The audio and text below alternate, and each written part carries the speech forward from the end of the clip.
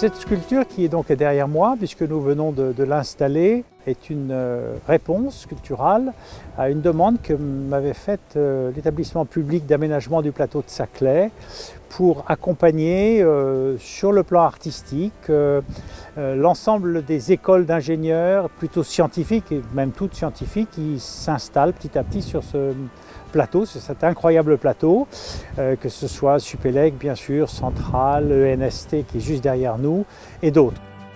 Il m'a été demandé de travailler sur un thème de la science et j'ai donc souhaité travailler sur le thème qui est derrière moi, qui est l'ADN, qui pour moi est la grande molécule phare de la biologie, donc de la science du vivant.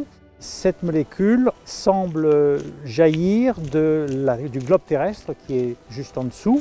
Et en fait, la métaphore est la suivante, c'est que la composition chimique de la Terre a bien évidemment déterminé la composition chimique de la grande molécule du vivant qu'est l'ADN, que l'on retrouve dans tout le vivant.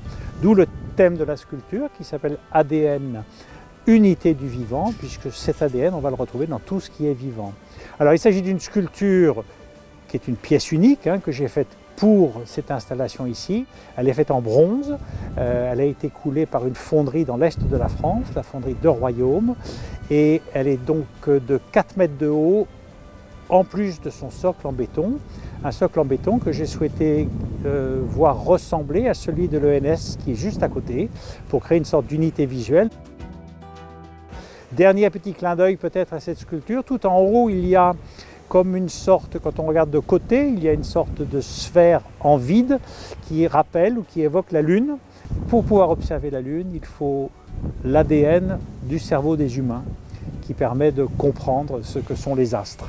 Voilà, donc il y a tout un tas de symboles qui viennent se greffer les uns sur les autres ou s'enrichir les uns sur les autres. Voilà ce que j'ai souhaité faire et je suis extrêmement reconnaissant à l'EPA et à la ville de Gif, bien sûr, de m'avoir confié un tel projet.